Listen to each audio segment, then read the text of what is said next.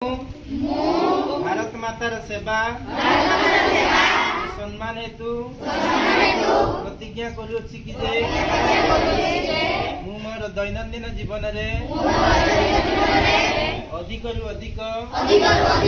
भारतीय उत्पाद व्यवहार करने चेष्टा करिबी एवं अन्य देशरू आमदानी होउतबा वस्तु बदल रे देशीय वस्तु को विकल्प रूप में बाछिबी मोर घरे कार्य क्षेत्र रे एवं समाज रे भारतीय उत्पाद को प्राथमिकता देवी एवं ग्राम कृषक तथा कारीगर को समर्थन करी स्थानीय उत्पाद प्राथमिकता देवी युवपीढ़ी एवं पिला स्वदेशी ग्रहण करने उत्साहित करी एवं नुआ पीढ़ी को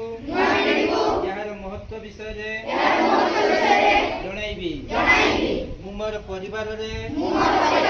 एवं सामाजिक जीवन रे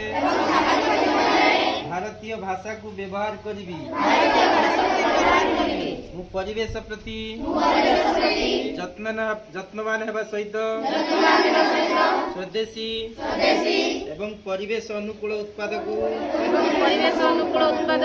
व्यवहार करी एवं निज देशर पर्यटन क्षेत्र को प्राथमिकता देवी। जय हिंद।